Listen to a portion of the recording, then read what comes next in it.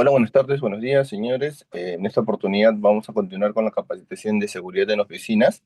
El paciente es el módulo 2 y en este módulo pues vamos a revisar las acciones de emergencia que vamos a tener que realizar por parte del personal administrativo, las obligaciones de los trabajadores en oficinas, vamos a ver algunas recomendaciones ergonómicas, vamos a ver algunas recomendaciones para la prevención de riesgos eléctricos e incendios. Vamos a ver también algunas recomendaciones para la prevención de riesgos psicosociales, ¿no? Y vamos a ver las responsabilidades del empleador en cuanto a la seguridad en oficinas, ¿sí?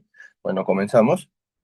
En este caso, vamos a revisar cuáles son las acciones de emergencia, ¿no? Específicamente ante un accidente. ¿Qué es lo que debemos hacer o qué es lo que debe hacer el personal administrativo ante un evento de accidente, ¿no? Primero, obviamente, mantener la calma y evaluar la situación, ¿no? Si somos parte de la brigada de primeros auxilios, tienen un mayor alcance para poder hacer el tratamiento de la persona, ¿no? En este caso, pues, incluso si no somos parte de los miembros del comité, miembros de la brigada, pues no debemos nunca de mover al accidentado si hay sospechas, pues, de alguna fractura o de una lesión grave, ¿no? Siempre debemos primero evaluar al accidentado antes de incluso brindarle los primeros auxilios, ¿no?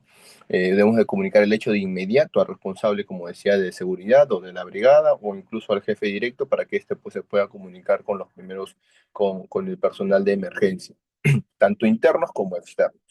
Debemos también de brindar los primeros auxilios básicos, ¿no? Pero eventualmente solo si estás capacitado, ¿no? Si no sé cómo se brindan los primeros auxilios, entonces mejor no le hago daño al trabajador accidentado, puesto que le puedo incluso empeorar su estado de salud, ¿no? Si es que ya sí tengo la capacitación y pertenezco a la brigada de primeros auxilios y he recibido una capacitación previa, ¿no? Puedo brindar los primeros auxilios hasta que llegue el auxilio externo, ¿no?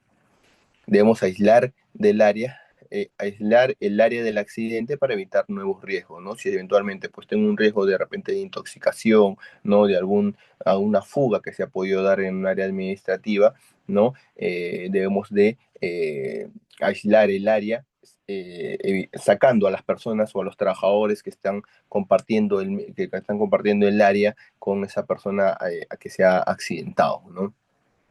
Posteriormente, esto le corresponde al responsable de seguridad. Debemos registrar el incidente, ¿no? Según el procedimiento interno para poder evitar que se produzca en una nueva situación, ¿no? En el tiempo, ¿no?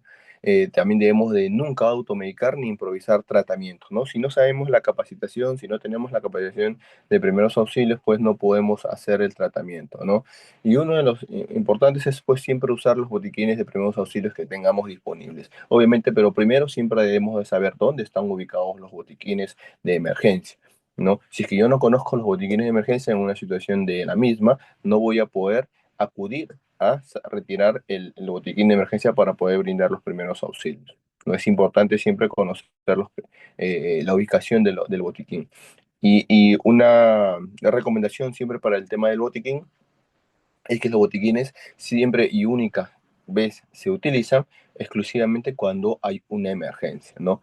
Si es que tengo, por ejemplo, algún tema personal, ¿no? No sé, pues, algún tema, por ejemplo, no sé, de hacer una limpieza de repente de mi escritorio y sé que dentro del botiquín hay alcohol, por ejemplo, ¿no? No debemos de utilizar el alcohol para poder hacer temas de limpieza, ¿no? ¿Por qué? Porque eventualmente cuando necesitemos utilizar el botiquín, de repente ya no va a haber el alcohol necesario para poder brindar primeros auxilios. Nuevamente recalcar, bueno, que el botiquín, pues, ¿no? Se usa netamente para una situación de emergencia. ¿Qué debemos hacer ante un sismo? ¿No? Ante un sismo sí hay unas actividades que debemos realizar siempre, antes, durante y después, ¿no? En tres fases. Antes, obviamente, debemos conocer siempre las rutas de evacuación, ¿no? Todo el personal administrativo está en la obligación de conocer cuál es su ruta de evacuación, ¿no? Eh, También debe saber dónde son las zonas seguras, ¿no? Los carteles de zonas seguras, debemos de saber dónde están ubicados, dónde me voy a ubicar yo para una eventual emergencia. ¿Dónde me voy a ubicar? ¿No? En la zona segura. dentro de mi área de trabajo. Siempre debo identificarla, ¿no? También debo identificar dónde va a ser mi punto de reunión. Posterior a que pase el siniestro, yo debo saber a dónde voy a acudir, ¿no? Como primer lugar de punto de reunión. Y debo de conocer también siempre los números de emergencia, ¿no? En este caso, para los números de emergencia para el Perú es 116, ¿no? 116, 105 también, ¿no? De la policía. Son números importantes que los debo de conocer porque la mayoría de las personas pues en una situación de emergencia se olvida, ¿no? O se queda con esa predisposición que, por ejemplo, el 111 es el número de emergencia. No, pero este 111 es el número de emergencia de otros países, ¿no?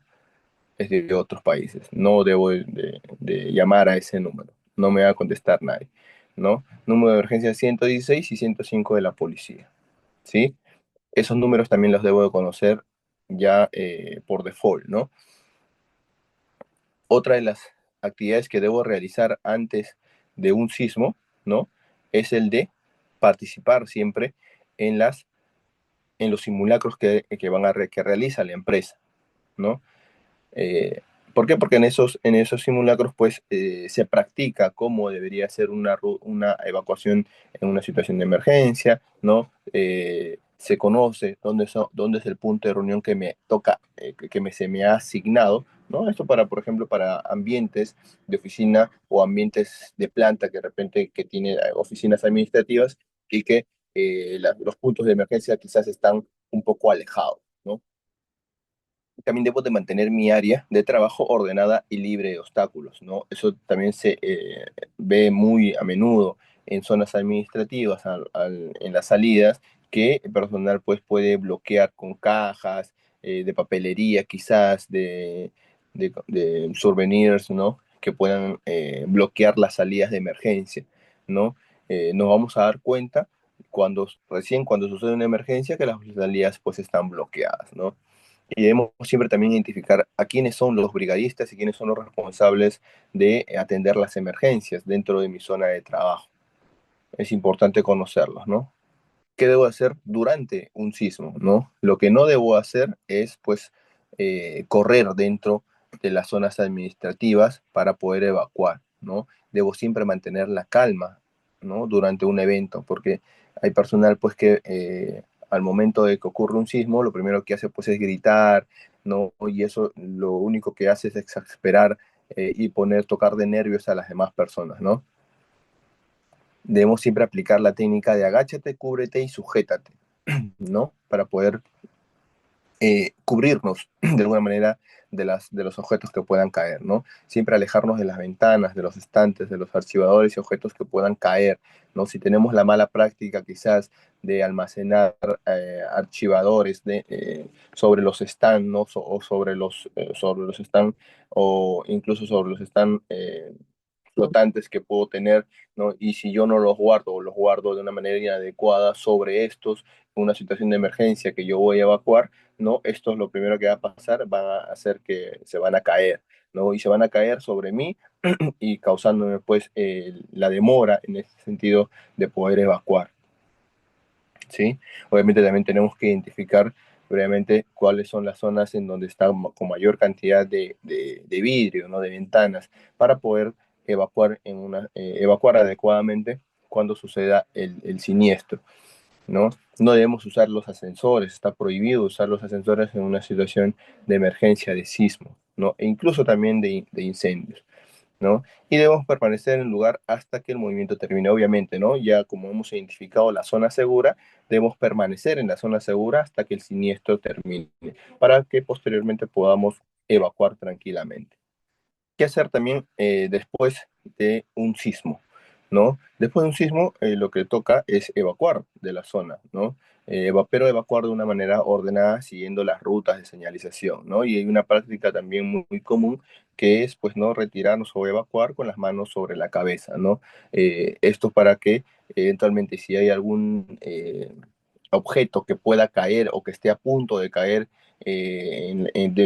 alrededor de mi zona de evacuación, pues me pueda cubrir yo la cabeza, ¿no? dirigirse al punto de reunión establecido, que ya lo hemos revisado antes, que tendríamos que haberlo revisado antes, identificado antes, para poder establecer y saber ya a dónde voy a acudir, ¿no? Debemos de ayudar a las personas con movilidad reducida. Si tenemos personal que está en oficina administrativa y que tiene algún tema de discapacidad, pues ayudar a esas personas. No son las primeras personas que deben de salir de la zona, en este caso de la zona de trabajo. ¿No? Las últimas personas a evacuar, obviamente siempre son los personal de la brigada, ¿no? No debemos reingresar al edificio hasta que la brigada pues haya revisado y autorice, ¿no? El reingreso a nuestras labores, ¿no? Eventualmente, porque pueden haber algún tema de desmoronamiento, quizás de repente de alguna situación de un techo, por ejemplo, de una luminaria que se ha roto, ¿no? De alguna stand que está por caerse, ¿no? Entonces es parte de las funciones de la brigada hacer esa revisión previa para que pueda recién autorizar el reingreso del personal administrativo, ¿no? Debemos de reportar los daños, heridos o situaciones de riesgo que se puedan haber desprendido de este caso del sismo, ¿no? Y debemos de mantener informado por todos los canales oficiales de la empresa a todos los compañeros de trabajo. Finalizando, ¿no? Debemos de saber, como les mencionaba, ¿no? Dónde reunirnos. En este punto, en el punto de encuentro, nos quedamos hasta que el personal de la brigada vuelva y nos autorice, ¿no? Es momento de regresar y solo en ese momento podemos reingresar a la zona del edificio. En un caso de repente, como mencionábamos, si es que hay que hacer algún tema de rescate, el personal de brigadas de rescate son los únicos responsables de hacer esa actividad. ¿Cuáles son las obligaciones de los trabajadores en oficinas? Una de las principales obligaciones es de mantener la limpieza el orden y la limpieza en el área de trabajo. Mi área de trabajo debe estar limpia y ordenada siempre, ¿no? Para evitar que me sorprenda una situación de emergencia y que pueda desprenderse los files o la papelería que yo pueda estar almacenando, ¿no? Debemos hacer uso correcto de los mobiliarios, ¿no? Respetar los ambientes laborales y usar los mobiliarios correctamente, ¿no? Los mobiliarios son para sentarse, si es que es una silla ergonómica es para sentarse, si el escritorio es para soportar a nuestra computadora, la impresora o lo que tengamos, ¿no? Para poder realizar nuestras tareas, nunca para subir los pies sobre estos o recostarse a tomar una siesta dentro de la silla, ¿no? Igualmente, ¿no? También el tema de eh, llevar, por ejemplo, café, ¿no? Una bebida caliente a nuestra zona de trabajo, ¿no? También es un acto que no se debe de realizar, ¿no? No solamente por el riesgo de que implica tener una bebida caliente dentro de mi zona de trabajo, ¿no? Sino porque yo mismo también me puedo lesionar y puedo lesionar a mi compañero. No se me atraviesa alguien y yo estoy cargando la taza caliente de café, lo puedo quemar, ¿no? O incluso, pues, si ya lo tengo en mi escritorio, ¿no? Un mal movimiento, de repente una distracción, boto el café y puedo causar un cortocircuito porque están, obviamente, cerca, dentro de mi zona de trabajo, cerca del escritorio, los enchufes y tomacorrientes, ¿no? Debemos también de reportar todas las condiciones inseguras, ¿no? ¿Por qué? Porque esto es importante de que lo reportemos antes de que ocurra pues, un accidente o un incidente, ¿no? Todas las condiciones inseguras que se puede provocar, por ejemplo, como vemos en la imagen, ¿no? Los enchufes que podemos estar utilizando, ¿no?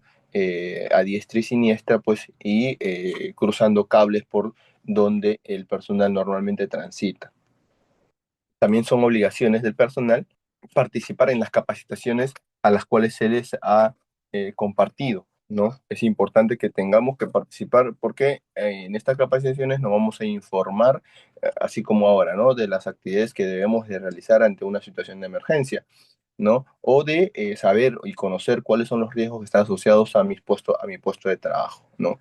Debemos respetar las normas. En las empresas normalmente pues, ya se tiene implementado pues, una política, ¿no? Un reglamento, un plan de emergencia, se tienen establecidas recomendaciones, afiches de seguridad que se puedan colocar dentro de la zona de trabajo, ¿no? Los mapas de riesgo, por ejemplo, ¿no? Que por orden legal pues deben de estar colocadas dentro de mi zona de trabajo, yo las debo de conocer. Es parte de mi obligación conocer esas normas, ¿no? Para que una eventual situación de emergencia, una eventual situación de seguridad, pues yo pueda aplicar y tenga el conocimiento de poder aplicar esas indicaciones, ¿no? Debemos de respetar también las ubicaciones de los accesorios de emergencia. Nunca yo puedo retirar un extintor o el botiquín desde de su lugar de trabajo, a menos que lo utilice. No, no puedo reasignar una ubicación de un extintor ni reasignar una ubicación del botiquín porque estos ya están parametrizados, incluso señalados dentro de los mapas de riesgo. Entonces, al retirarlos, ¿no? Lo único que yo estoy haciendo pues es ir en contra de la seguridad de todos mis compañeros, de todo el personal que comparte la oficina, ¿no? No debería tampoco de utilizarlos si es que no tengo una emergencia, no debería de retirarlos, no debería bloquearlos, no debería bloquear el acceso a estos elementos de emergencia, porque en una situación de la misma, pues no voy a poder utilizarlos, o me va a ser más dificultoso utilizar estos accesorios. Hay algunas recomendaciones, ¿no? Que se dan normalmente, pues, cuando una persona, un trabajador entra a laborar a un ambiente de trabajo, a un empleador nuevo, ¿no? Nos comparten o nos deben de compartir obligatoriamente cuáles son las recomendaciones de seguridad del ambiente de trabajo. Aquí les he señalado un apartado, unos apartados que generalmente, pues, no lo leemos cuando nos lo entregan, ¿no? Es ideal que lo leamos y que lo entendamos, ¿no? Por ejemplo, dice, ¿no? Una de las recomendaciones generales que se da a los trabajadores es, todo trabajador debe recordar que los avisos y señales de seguridad son normas que deben de cumplirse de manera obligatoria, ¿no? Por ejemplo, el ítem E dice, no todos los trabajos deberán de participar de forma activa y permanente en el programa anual de seguridad y salud de trabajo y en el programa anual de capacitación establecida por la organización, ¿no? Es una obligación de todos los trabajadores participar en las capacitaciones de seguridad que se establezcan durante el año pues, que estamos ahí laborando, ¿no? Se deberá mantener también las condiciones de orden y limpieza en todas las oficinas, pasadizos y áreas de trabajo y deberán estar libres pues, de objetos, cables eléctricos que pueden causar un accidente, ¿no? Debemos evitar correr por las instalaciones de la organización, incluidas las escaleras para subir o bajar escaleras, use el pasamanos, ¿no? Entonces son algunas recomendaciones que normalmente se dan al personal administrativo, ¿no? Para que éste pues pueda seguirlas, ¿no? Y pueda aplicarlas, ¿no? Recomendaciones ergonómicas, algunas recomendaciones ergonómicas que podemos revisar son, pues, ¿no? El tema, por ejemplo, de mantener la espalda recta y los pies apoyados cuando voy a estar una cantidad extensa de horas al frente del computador, ¿no? Debo de el monitor a la altura de los ojos, debe estar el monitor a la altura de los ojos y aproximadamente una distancia entre 40 a 70 centímetros de distancia. 40 hasta 75 centímetros de distancia, que es lo máximo, ¿no? Debemos de evitar giros bruscos del tronco o cuello, ¿no? Si es que necesitamos hacer algún tema de traslado de cajas, por ejemplo, de archivadores y demás, el movimiento para poder hacer los giros lo hace las piernas, no lo hace la cintura, ¿no? Debemos de tener por lo menos pausas activas, por lo menos cada 2 horas, ¿no? Una aproximada de entre 5 a 10 minutos de pausas activas, ¿no? En donde podamos ejercitar y podamos estirar un poco los músculos, ¿no? Debemos siempre ajustar la silla y la mesa a la altura adecuada, ¿no? Específicamente las mesas van a estar ahí en los mobiliarios, el que tengo que ajustar es la silla, pues no, la silla la puedo subir o bajar dependiendo de la silla ergonómica que tenga, ¿no? Para poder ajustarla a mi puesto de trabajo, ¿no? Debemos mantener los cables ordenados y alejados de todas las zonas de paso, ¿no? Como vuelvo a mencionar, como ya hemos revisado, no todas las zonas de tránsito de personal deben de estar libres, no deben haber cables que estén cruzándose, no deben haber cajas que obstruyan el paso, ¿no? ¿Por qué? Porque en una situación de emergencia lo único que va a provocar estas observaciones va a ser pues un accidente de trabajo, ¿no?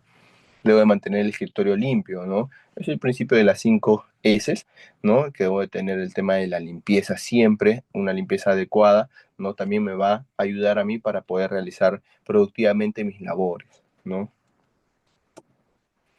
Recomendaciones para prevenir riesgos eléctricos e incendios, ¿no?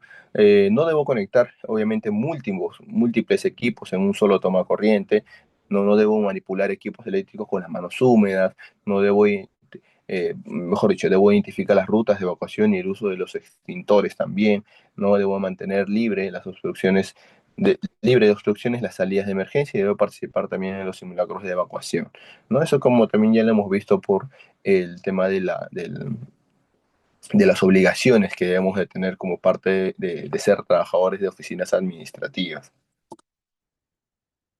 Recomendaciones para prevenir riesgos psicosociales, ¿no? Debo promover también una comunicación efectiva en el trabajo y esta pues debe ser una comunicación de trabajo en equipo, debo reportar los casos de hostigamiento laboral o sexual, debo detener las bromas en caso no sean recíprocas, en el mejor de los casos no realizarlas, debo fomentar un ambiente de respeto y bienestar, ¿no? Esto es importante porque generalmente a veces en un ambiente administrativo nunca faltan las bromas, las risas, ¿no? Pero siempre y cuando sabiendo con quién nos bromeamos, ¿no? Si es que la otra persona siente que nuestra broma que hemos realizado pues ya sobrepasa la capacidad de aceptación de esta persona, pues, y esta persona pues establece un límite, entonces no deberíamos de continuar realizándolas, ¿no? Y si continuamos realizándolas, pues la otra persona pues está en todo el derecho y todo el deber también de poder reportar el caso de hostigamiento o aplicarlo como hostigamiento laboral, ¿no? ¿Por qué? Porque a la larga este tipo de bromas o de ponernos chapas incluso, pues genera un tema de depresión para la persona, ¿no? Puede generar también el moving, ¿no? El tema de tener casos ahí, así de hostigamiento, ¿no? ¿Cuáles son las responsabilidades del empleador? El empleador está en la obligación de evaluar siempre los riesgos del área administrativa. Como hemos mencionado, esto generalmente se da pues a través de las matrices I+C, ¿no? Toda empresa debe tener su matriz I+C identificada y en esa matriz se identifican todos los peligros y todos los riesgos a los cuales están expuestos los trabajadores de oficinas, ¿no? Y es una matriz que debe estar publicada al alcance de los trabajadores, ¿no? Todos los trabajadores debemos de verla en nuestra área de trabajo. ¿No?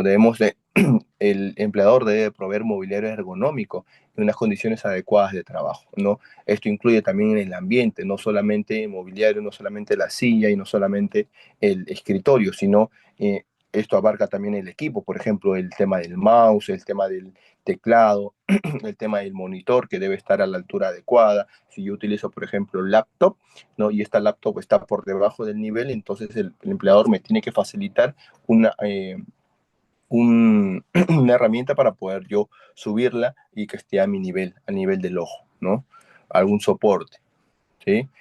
Entonces, incluso también va por el lado de las condiciones, como decía, ambientales, por el tema del ruido, ¿no? Por el tema de la iluminación, que ya hemos visto que tiene que cumplir un mínimo requerido, ¿no? Debemos de capacitar, está en la responsabilidad de capacitar al personal de seguridad, al personal de oficinas en temas de seguridad, en temas de evacuación, en temas de rescate, ¿no? Para el personal de la brigada, debemos de implementar también pausas activas, ¿no? Esto se ve de la mano con los programas que puedan tener de vigilancia médica, ¿no?